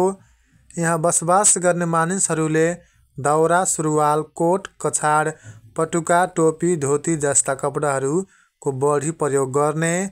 पहाडी प्रदेशमा अनेकौं प्रजातिका बोट बिरुवाहरू, फलफुलहरू पाइने। यहाँ बसोबास गर्ने मानिसहरूले सादा नेपाली खानाको बढी प्रयोग गर्ने। कृषि, पशुपालन, जागिर, नोकरी आदि यहाँका मानिसको मुख्य आम्दानीको स्रोतको रूपमा रहेका छ। भौगोलिक विकटता हिमाली क्षेत्रभन्दा कम रहेको हुँदा विकासका पूर्वाधारहरू तराई प्रदेशमा भन्दा कम, हिमाली प्रदेशमा भन्दा बढी रहेका छन्। तराई प्रदेशको जनजीवनमा पारेको प्रभाव: प्राय गर्मी किसिमको हावापानी हुँदा बढी सरुवा रोगको प्रकोपहरू देखा पर्ने। पर्याप्त वर्षा हुने हुँदा धान खेती मुख्य कृषि उत्पादनको रूपमा रहने। गर्मी हावापानी हुने हुँदा बलिया, अग्ला रुख तथा वनस्पतिहरू पाइने, जस्तै साल, सल्ला, सिसौँ, खैरहरू है। पुरुषहरूले पातलो धोती, कुर्ता, कछाड, सर्ट लगाउँछन् भने महिलाहरूले पातलो धोती, कुर्ता, सुरुवाल, चोलो, सारी तथा बुर्काहरू लगाउने गर्छन्। पर्याप्त भौतिक पूर्वाधारहरूको विकास हुनाले उद्योग, कल-कारखाना, व्यापार, ब्याङ्किङ लगायतका मुख्य पेशाहरू रहेको पाइएको छ। तराई प्रदेशमा चिसो पेय पदार्थ, बरफ जस्ता ठन्डा पदार्थको बढी उपयोग हुने। पर्याप्त सिँचाइ सुविधा हुनाले वर्षमा 3 बालीसम्म उत्पादन गर्न गरिएको। जनघनत्व हिमाल र पहाडको तुलनामा बढी रहेको।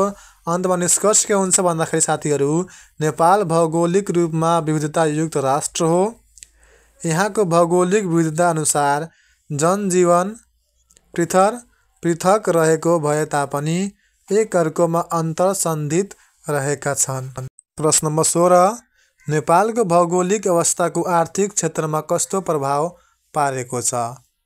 नेपाललाई भौगोलिक हिसाबले हिमाली प्रदेश, पहाडी प्रदेश र तराई प्रदेशमा विभाजन गरिएको छ। यसर्थ नेपालमा पहाडले अधिकांश भूमि ओगटेको छ। हिमाल पहाडको भौगोलिक विकटताले गर्दा आर्थिक क्षेत्रमा निम्नानुसार सकारात्मक र नकारात्मक प्रभाव पारेको देखिन्छ। सकारात्मक प्रभाव पहिला बुझौँ हामीले। हिमाली क्षेत्रको बहुमूल्य जडीबुटी समेतको प्रयोग गरी आर्थिक उपार्जन गर्न सकिने। प्राकृतिक सौन्दर्यताका कारण पर्यटन उद्योगको विकास गरी रोजगारी समेत सृजना गर्न सकिने। पहाडी क्षेत्रमा रहेको खनिजको उत्खनन गरी आर्थिक उन्नति गर्न सकिने। हावापानीको विविधता अनुसारको खाद्यान्न, फलफुल उत्पादन गर्न र पशुपालन गर्न सकिने। तराई क्षेत्रमा उत्पादित खाद्यान्न समेतको नेपालको खाद्य आवश्यकता परिपूर्ति गर्नमा सहयोग गरेको। हिमाल, पहाड र तराई क्षेत्रमा भिन्न प्रकारको जैविक विविधताको उपलब्धता रहेको।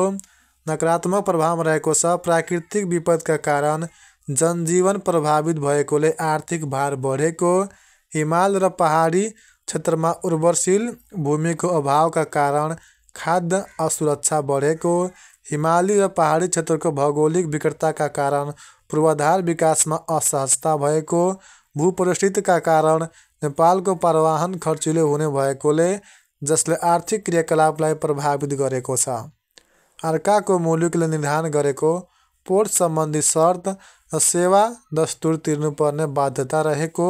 औद्योगिकीकरण र यसबाट उत्पादित वस्तु तथा सेवाको व्यापार गर्न निर्यातमा समस्या सृजना भएको। निष्कर्ष के हुन्छ भन्दाखेरि नेपालको भौगोलिक अवस्था अनुकूलित आर्थिक क्रियाकलापहरू सञ्चालित गरी मुलुकलाई समृद्ध बनाउनु आजको आवश्यकता हो। साथीहरू, भिडियो मन परे हाम्रो हौसला श्रीबाट लाइक अवश्य गर्नुहोला। तपाईँको एउटा लाइकले हामीलाई यस्तै भिडियोहरू ल्याउनलाई मोटिभेसन प्राप्त गर्दछ। साथीहरू, अहिलेसम्म तपाईँ हाम्रो यस च्यानललाई सब्सक्राइब गर्नुभएको छैन भने कृपया सब्सक्राइब गरेर बेल आइकन अवश्य थिच्नुहोला। बेल आइकन थिचे के हुन्छ भन्दाखेरि हामीले कुनै पनि भिडियो पब्लिस गर्ने बित्तिकै तपाईँ तुरन्तै मिस गर्नुहुन्न। तपाईँ समयमै ज्ञान हासिल गर्न सक्नुहुनेछ। प्रश्न नम्बर 17, प्रमाणिक समय भन्नाले के बुझिन्छ? नेपालको प्रमाणिक समय कसरी लिइएको छ? उल्लेख गर्नुहोस्। यो प्रश्न चाहिँ नायब सुब्बा 2070 सोधिएको प्रश्न हो। महत्त्वपूर्ण छ, अभ्यास अवश्य गर्नुहोला।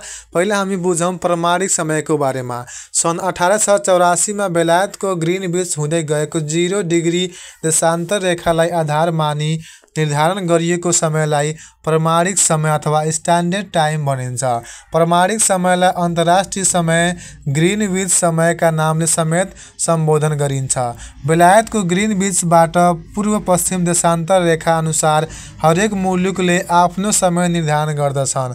प्रामाणिक समय निर्धारित गर्दा ग्रिनविच भन्दा 15 डिग्री पूर्वमा पर्ने ठाउँको प्रामाणिक समय ग्रिनविच भन्दा 1 घण्टा छिटो, चलाख र पश्चिमतिर 1 घण्टा ढिलो हुने गरी निर्धारण गरिन्छ।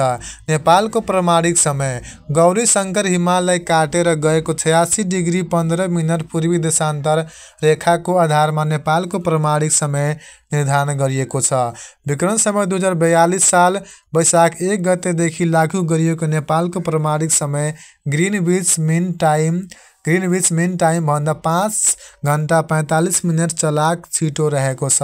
निष्कर्ष के हुन्छ साथीहरू, देशकै आधिकारिक समय निर्धारणका लागि प्रामाणिक समयको सहायता लिइन्छ। प्रश्न नम्बर 28 महत्त्वपूर्ण छ, टिप्पणी गर्नुहोला। 10 गजा र सुक्खा बन्दरगाहको बारेमा लेख्नुहोस्। पहिला हामीले 10 गजा भनेको के हो त्यो बुझौँ। नेपालको दक्षिणी सिमानामा नेपाल र भारतको बिचमा 10 गज चौडा जमिन खाली राखी सीमा स्तर गाडिएको छ। यसलाई के त 10 गजा भनिन्छ। यदि तपाईँले हेर्नु भएको छ कृपया गरेर के त इन्डिया र नेपालको जुन बोर्डरहरू हुन्छन्, अधिकांश जहाँ खाली जग्गा हुन्छ बोर्डरमा, त्यो बोर्डरमा के हुन्छ भन्दाखेरि टाढा टाढा के गरिएको हुन्छ त त्यहाँ के गाडिएको हुन्छ, सीमा स्तर गाडिएको हुन्छ। त्यसैले के भनिन्छ त 10 गजा क्षेत्र भनिन्छ है। 10 गजाले नेपाललाई भारतको उत्तर प्रदेश र बिहार राज्यबाट छुट्याइएको छ। 10 गजालाई नो म्यान्स लाइन क्षेत्रका नामले पनि समेत चिनिन्छ। नो म्यान्स लाइन्स है। अब रहेको छ सुक्खा बन्दरगाह भनेको के हो, त्यसको बारेमा हामी बुझौँ। समुद्रलाई नछोई बनाइएको बन्दरगाहलाई सुक्खा बन्दरगाह भनिन्छ।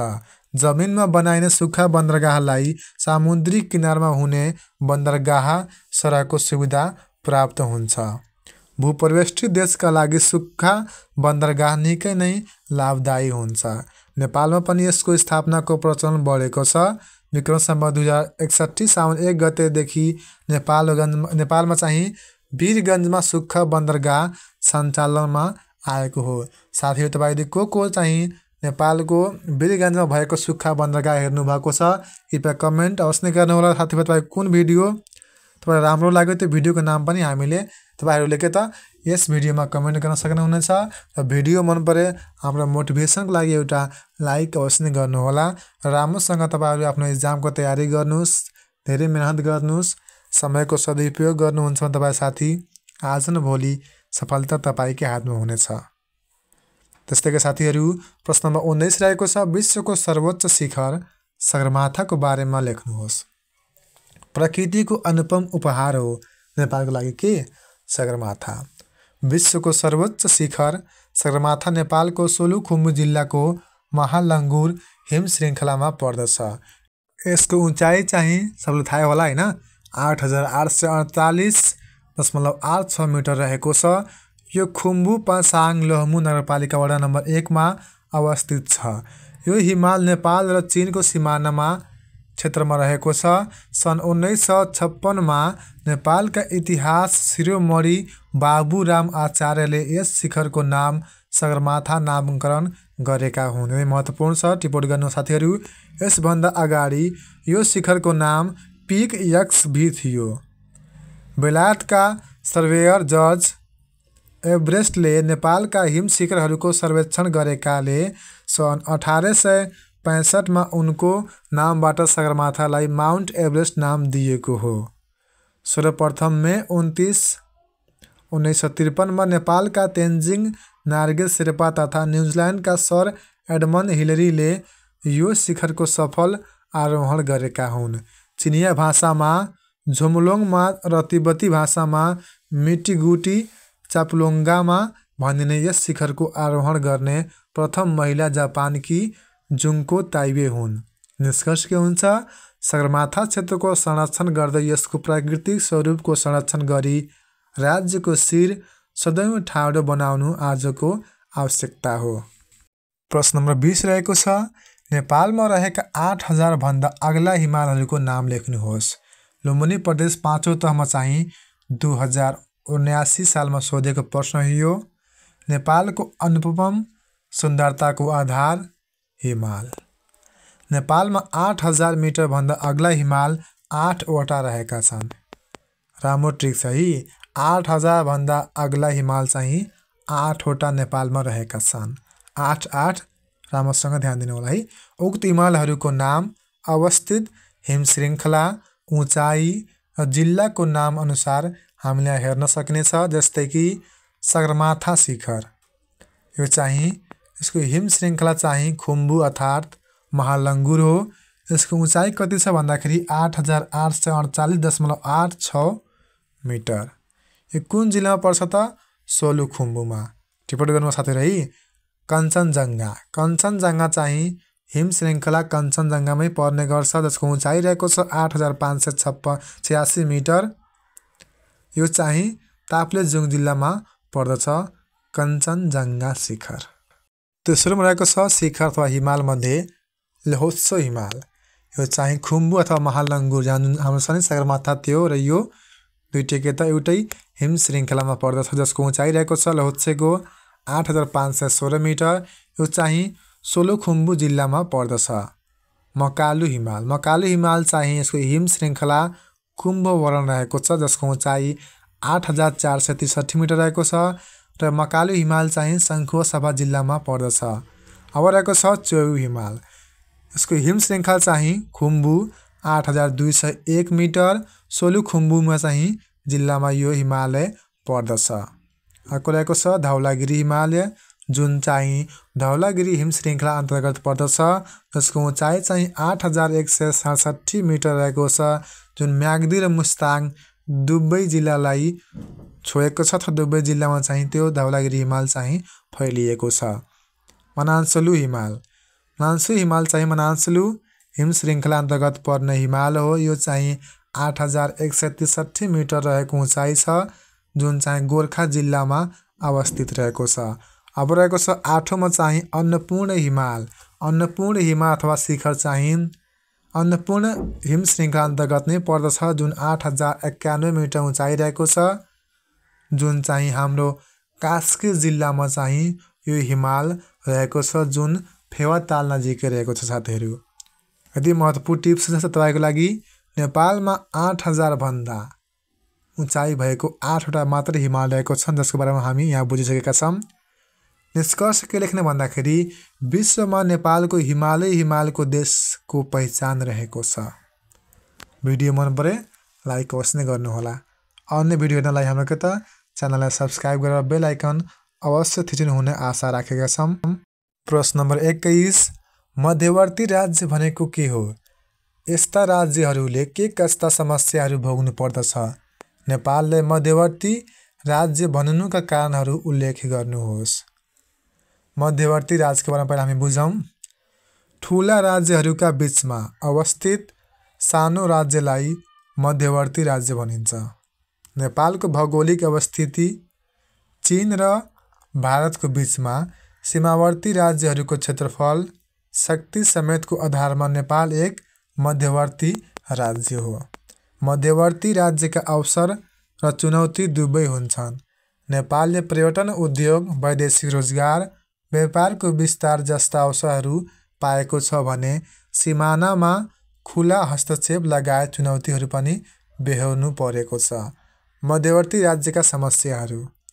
पहिलो समस्या रहेको छ आन्तरिक मामिला समेतमा अनुचित हस्तक्षेप हुन सक्ने, आपराधिक गतिविधिमा वृद्धि, उच्च व्यापार घाटा, परनिर्भरता, सीमा अतिक्रमण, औद्योगिक उत्पादनमा बाधा अवरोध, त्रासको वातावरण। नेपाललाई मध्यवर्ती राज्य भन्नुका कारणहरू। पहिलो कारण रहेको छ नेपाल विश्व मानचित्रमा एसिया महादेशको मध्य भागमा अवस्थित रहेकोले नेपाल, चीन र भारत जस्ता ठुला मुलुकका बीचमा भूपरिवेष्ठित मुलुकको रूपमा रहेकोले नेपालमा चीन र भारतको राजनीतिक, सामाजिक, सांस्कृतिक, आर्थिक तथा प्रशासनिक पद्धतिको प्रत्यक्ष प्रभाव पर्ने भएकोले विश्व र एसिया महादेशको न्यून भाग नेपालले ओगटेकोले निष्कर्ष के लेख्ने भन्दाखेरि नेपालको भौगोलिक अवस्थिति र सो अनुसारको शासन पद्धति तथा विकासका मोडेलले को अनुसरण समेतको आधारमा नेपाललाई मध्यवर्ती राज्य भन्ने गरिएको छ।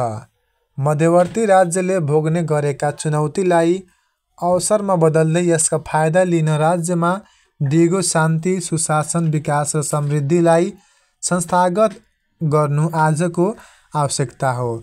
प्रश्न नम्बर 22 रहेको छ, नेपालमा औद्योगिक विकास नहुनुमा के कस्ता भौगोलिक तत्त्वहरू बाधकको रूपमा रहेका छन्? यसको उत्तर रहेको छ उद्योग धन्दा कल कारखानाको विकास नै औद्योगिक विकास हो। नेपालमा औद्योगिक विकासका बाधक रहेका भौगोलिक तत्त्वहरू निम्न अनुसार रहेका छन्। भूपरिष्ठता, नेपाल 3 तिर भारत र 1 तिर चीनद्वारा घेरिएको छ। अन्तर्राष्ट्रिय व्यापारमा बाधा अडचनहरू झेल्दै आउनु परेको छ। परिवहनको समस्या रहेको, ढुवानी खर्च बढी हुने गरेको, प्रक्रियागत विषयमा झन्झट हुने गरेको, सदैव छिमेकी मुलुकको सहयोग र अन्तर्राष्ट्रिय जगतको सहानुभूति खोजिरहनु पर्ने बाध्यता रहेको छ। खुला सिमाना, भारतसँग लामो खुला सिमाना रहेको छ। खुला सिमानाले अवशस्त प्रतिस्पर्धा हुने गरेको छ। चोरी निकासी पैठारीका बढ्दो छ र उद्योग धन्दा घरायसी भएका छन्। उद्योग धन्दा के छ? धराशायी भएका छन्। आन्तरिक भौगोलिक बनावट, नेपालको अधिकांश भूमिमा डाँडा काँडा पहाड पखेरा हिमाल रहेका र पहाडी हिमाली क्षेत्रको बनावटले गर्दा यातायातको अभाव रहेको छ। निष्कर्ष के हुन्छ? भूगोल अनुकूलित क्रियाकलाप सञ्चालन गरी नेपालमा औद्योगिक विकास गर्दै आर्थिक विकास र समृद्धि हासिल गर्नु आजको आवश्यकता हो। प्रश्न नम्बर 23 रहेको छ, नेपालको दक्षिणबाट जति उत्तरतर्फै लाग्यो उति विकासको मात्रा घट्दै जान्छ भन्ने धारणालाई कस्तो भौगोलिक कारणले असर पारेको छ व्याख्या गर्नुहोस्। र प्रश्न नम्बर 23 यदि महत्त्वपूर्ण छ टिप्पणी अवश्य गर्नुहोला। तपाईँहरूलाई अनेकौँ किसिमका लोकसभा एक्जाममा सोधिने प्रश्न हो जुन बारम्बार सोधिएको छ। प्रश्न नम्बर 23 को उत्तर, नेपाल समुद्र सतहबाट 58 मिटरको उचाइदेखि 8848.86 मिटरको उचाइसम्म नेपाल अवस्थित रहेको छ। यस आधारमा नेपालको धरातलीय स्वरूपमा एकरूपता छैन। जति उत्तरतर्फ लाग्यो उति विकासको मात्रा घट्दै जान्छ भन्ने धारणालाई निम्न अनुसार भौगोलिक कारणले गर्दा असर पारेको पाइन्छ। जस्तै कि उचाइ बढ्दै जाँदा भौगोलिक जटिलता बढ्दै गएको, उत्तरी भाग दुर्गम र विकट रहेको, हावापानीले तराईको हावापानी उर्वर रहेको, उचाइ बढ्दै जाँदा हिमाल पहाडको उर्वर शक्ति कम रहेको। जस्तै माटोमा चाहिँ तराईको माटो उर्वर छ भने उचाइ बढ्दै जाँदा माटोको उर्वरा शक्ति ह्रास हुँदै जाने गरेको। पहाड पर्वत हिम श्रृङ्खला, उत्तरी भागको जटिल र विकट भौगोलिक संरचना रहेकोले भूमिको स्वरूप पहाड र हिमालमा प्राय भिरालु जमिन रहेको र डाँडा काँडाले भरिएको। वायुको दिशा, वायुको अनुकूलित प्रभाव तराईमा रहेको। निष्कर्ष के हुन्छ भन्दाखेरि नेपालको उत्तरी भूभाग जटिल भौगोलिक संरचनाले भरिएको भए तापनि अनुकूलित विकासका गतिविधि सञ्चालित गरी सन्तुलित विकास गर्नु आजको आवश्यकता हो। प्रश्न नम्बर 24 रहेको छ, भूपरिवेष्ठित राष्ट्रलाई कसरी चिनाउनुहुन्छ? भूपरिवेष्ठित राष्ट्रको रूपमा नेपालले भोग्नु परेका समस्याहरू के हुन्?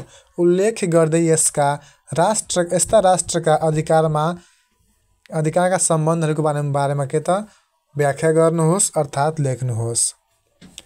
भूपरिवेष्ठित राष्ट्रको बारेमा पहिला हामीले बुझ्नुपर्छ। चारैतर्फ जमिनले घेरिएको राष्ट्रलाई भूपरिवेष्ठित राष्ट्र भनिन्छ। अर्थात् कुनै यस्तो देश जुन देशले चाहिँ चारैतिरबाट समुद्र नछोएको मात्र जमिनले नै छोएको राष्ट्रलाई भूपरिवेष्ठित राष्ट्र भनिन्छ। भूपरिवेष्ठित राष्ट्रको समुद्रसम्म प्रत्यक्ष पहुँच हुँदैन। अर्थात् समुद्रबाट टाढा रहेको हुन्छ। विश्वको सबैभन्दा ठुलो भूपरिवेष्टित मुलुक कजाखस्तान हो भने सानो ब्याक्टिन सिटी हो। नेपालको पनि चारैतिर जमिनले घेरिएको हुँदा नेपाल एक भूपरिवेष्टित राष्ट्र हो। भूपरिवेष्टित राष्ट्रको रूपमा नेपालले भोग्नु परेका समस्याहरू। विश्वका 48वटा भूपरिवेष्टित मुलुक मध्ये एक नेपाल पनि भूपरिवेष्टित राष्ट्रको रूपमा भोगिरहेका केही प्रमुख समस्याहरू निम्न अनुसार रहेका छन्। पहिलो समस्या रहेको छ वैदेशिक हस्ताक्षेत्र र दमनको शिकार हुनुपर्ने, परिवहन खर्चिलो हुने, छिमेकी मुलुकले नाकाबन्दी गर्दा समस्या सिर्जना हुने, अर्काको मुलुकले निर्धारण गरेको पोर्ट सम्बन्धी शर्त र सेवा दस्तुर तिर्नुपर्ने बाध्यता, औद्योगिकीकरण र यसबाट उत्पादित वस्तु तथा सेवाको व्यापार गर्न निर्यातमा समस्या, सीमा क्षेत्रमा अघोषित आर्थिक नाकाबन्दी हुँदा यातायातमा कठिनाई हुने गरेको, स्वतन्त्र परिवहन सुविधा नहुँदा अनावश्यक अन्तर्राष्ट्रिय दबाव हुने, सस्तो जल यातायातबाट वञ्चित हुने, वस्तु तथा सेवा निर्यात र आयात गर्दा लागत के हुन्छ त्यसको बढ्ने, सीमा सुरक्षा खर्चिलो हुने र जोखिम रहने, समुद्रबाट प्राप्त हुने बहुमूल्य वस्तु प्राप्त गर्न नसकिने, भण्डारण क्षमतामा वृद्धि, सञ्चार पद्धतिमा सुधार आदि र वैकल्पिक प्रोटको विकासका लागि थप व्ययभार वहन गर्नुपर्ने, सदैव छिमेकी मुलुकको सहयोग र अन्तर्राष्ट्रिय जगतको सहानुभूति खोजिरहनुपर्ने बाध्यता। भूपरिवेष्टित मुलुकका अधिकार। सन् 1965 जुलाई 8मा हस्ताक्षर भई A9 देखि कार्यान्वयनमा आएको भूपरिवेष्टित मुलुकहरूको अधिकार सम्बन्धी अभिसन्धिले प्रदान गरे अनुसार भूपरिवेष्टित मुलुकका अधिकारहरू निम्न बमोजिम रहेका छन्। पहिलो रहेको छ अधिकार मध्ये चाहिँ समुद्रसँग स्वतन्त्रतापूर्वक आवागमन गर्ने अधिकार छ, सामुद्रिक प्रतिनिधित्वको अधिकार, समुद्रमा अन्वेषण गर्न पाउने अधिकार, राष्ट्रिय झण्डा सहितको सामुद्रिक झण्डा सञ्चालन गर्ने पाउने अधिकार, विशेष यात्राको अधिकार, कर विशेष सहुलियत पाउने अधिकार, सञ्चार लाइन तथा पाइपलाइन विस्तार गर्ने अधिकार। अन्तमा यसको निष्कर्ष के लेख्नुपर्छ भन्दाखेरि छिमेकी देशसँगैको कूटनैतिक सम्बन्धलाई मजबुत बनाई नेपालले सामुद्रिक लाभ प्राप्त गरी आफ्ना आर्थिक लगायतका गतिविधिलाई चलायमान बनाउनु आजको आवश्यकता हो। प्रश्न नम्बर 25 नेपालको तराई क्षेत्रलाई अन्न भण्डारको रूपमा लिनुका कारणहरू उल्लेख गर्नुहोस्। नेपालको सबैभन्दा दक्षिणी भागमा दक्षिणतर्फ होचिँदै गएको समुद्री सतहबाट 58 मिटरदेखि 600 मिटरसम्मको उचाइ फैलिएको क्षेत्रलाई तराई प्रदेश भनिन्छ। नेपालको कुल क्षेत्रफलको 17% भूभाग ओगटेको तराई प्रदेश उत्तर दक्षिण चौडाइमा करिब 25 देखि 30 किलोमिटरसम्म पूर्व पश्चिम फैलिएको छ। मलिलो र उर्वर माटो प्रशस्त रहेको नेपालको तराई क्षेत्रलाई अन्न भण्डारको रूपमा लिनुका कारणहरू निम्न यस प्रकार रहेका छन्। पहिलो रहेको छ चाहिँ कारणमध्ये उर्वरशील भूमिका कारण अत्यधिक उब्जाउ हुनु। राम्रोसँग बुझ्नुहोला, उर्वरशील भूमि अथवा जमिनका कारण अत्यधिक उब्जाउ हुने, खाद्यान्न बालीको मुख्य थलोको रूपमा रहेको, अन्न उत्पादन र भण्डारणको केन्द्रको रूपमा रहेको, उत्पादनको असीम सम्भाव्यता युक्त क्षेत्रको रूपमा रहेको, सिँचाइको सहज उपलब्धताका कारण उत्पादनमा सहयोग पुगेको, मुलुकको कुल उत्पादनको अधिकांश हिस्सा ओगटेको कारणले गर्दा नेपालको तराईलाई के त अन्नको भण्डार भनेर चिनिन्छ। अन्तमा निष्कर्ष के लेख्नुपर्छ हामीले भन्दाखेरि मुलुकको कुल उत्पादनमा तराई क्षेत्रको योगदान र सम्भाव्यताको आधारमा यस क्षेत्रलाई अन्नको भण्डारको संज्ञा दिने गरेको पाइन्छ। अब प्रश्न नम्बर 26 रहेको छ खनिज पदार्थ भनेको के हो? खनिज पदार्थको महत्त्व उल्लेख गर्नुहोस्। साथै तपाईले 5-6 क्लासदेखि नै के त खनिज पदार्थको बारेमा पढ्नुभयो होला। आज यसमा हामीले केही महत्त्वपूर्ण जानकारी पाउनेछौँ। पहिला हामीले खनिज पदार्थको बारेमा केही व्याख्या बुझौँ कि खनिज पदार्थ वास्तवमा भनेको के हो त। खानीबाट निकालिने वा उत्पादन हुने रासायनिक र भौतिक पदार्थलाई खनिज पदार्थ भनिन्छ। खनिजलाई प्रयोग योग्य बनाउन यसको उत्खनन र प्रशोधन गरिनु पर्दछ।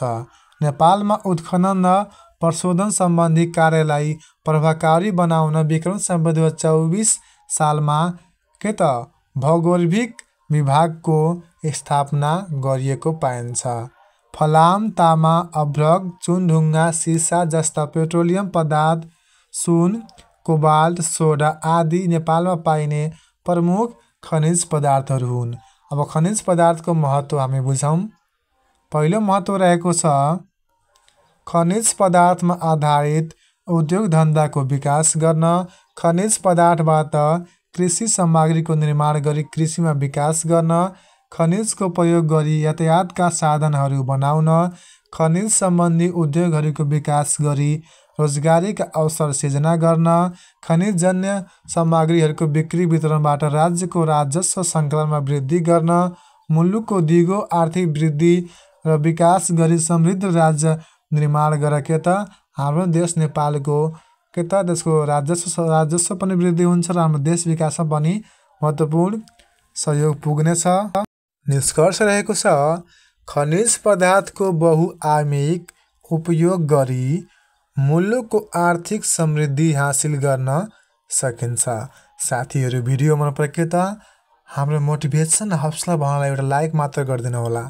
तपाईँको एउटा लाइकले हामीले 57 प्राप्त हुन्छ अझै यस्तै भिडियो ल्याउनका लागि। प्रश्न नम्बर 27 रहेको छ माटो भनेको के हो? नेपालमा पाइने माटोको प्रकार उल्लेख गर्नुहोस्। यो प्रश्न चाहिँ कर्णाली प्रदेश चौथो तहमा सोधिएको प्रश्न हो। जीवन र उत्पादनका लागि अत्यावश्यक प्राकृतिक स्रोत हो कुन? माटो। पृथ्वीको सतहमा रहेको खनजोत गर्न सकिने नरम किसिमको भागलाई माटो भनिन्छ। यो विभिन्न खनिज तत्त्व, अर्ग्यानिक तत्त्व, हावा, तरल पदार्थ, थुप्रै जीवहरूले बनेको हुन्छ। पारिस्थितिक पद्धतिको विकास माटोमा निर्भर गर्दछ।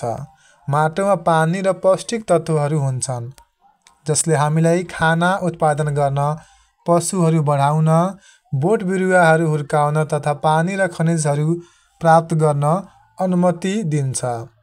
नेपालमा पाइने केही माटोका प्रकारहरू जस्तै कि पाँगो माटो, नदीले थुपारेको र बालुवामा झारपात कुहिएर बनेको माटोलाई पाँगो माटो भनिन्छ। बलौटो पथरिलो माटो, नदीबाट जम्मा भएका र पहाडबाट झरी जम्मा भएका बालुवा, कंकड, पत्थर मिली बनेको माटोलाई बलौटे पथरिलो माटो भनिन्छ। रातो फुस्रो माटो, महाभारतको डाँडा भिरहरूमा टुक्रिएका चट्टानमा सडेको झारपात मिलेर बनेको माटोलाई रातो फुस्रो माटो भनिन्छ। तलैया माटो, पानी जमेको उपत्यका, फाँट र तालमा पानी सुकेर वा पानी बाहिरिएर बनेको माटोलाई तलैया माटो भनिन्छ। अर्थात् यो बुझ्नुहोस् तालमा पानी सुकेर बनेको माटोलाई तलैया माटो भनिन्छ। हिमाली माटो, हिम नदीले थुपारेको माटो, कंकड, पत्थर, बक, बालुवा मिली बनेको माटोलाई हिमाली माटो भनिन्छ। अर्थात् हामीले के बुझ्नुपर्छ भन्दाखेरि नेपालमा चाहिँ 5 किसिमको माटो पाइन्छ अथवा नेपालमा पाइने प्रमुख 5 प्रकारको माटोहरू के हुन् त? पाँगो माटो, बलौटो पथरिलो माटो, रातो फुस्रो माटो, तलैया माटो र हिमाली माटो। साथीहरू भिडियो अन्तसम्म हेरेर साथ दिनुभएकोमा तपाईँ सम्पूर्ण विद्यार्थी भाइ बहिनीहरू र लोकसभामा तयारी गरिरहेका साथी भाइ बहिनीहरूलाई हृदयदेखि धन्यवाद। र भिडियो मन पऱ्यो एउटा मोटिभेसनको लागि हाम्रो लाइक अवश्य नै गर्नु। जिज्ञासा भयो अथवा अन्य भिडियो चाहियो भने टपिकको नाम अवश्य कमेन्ट गर्न सक्नुहुनेछ।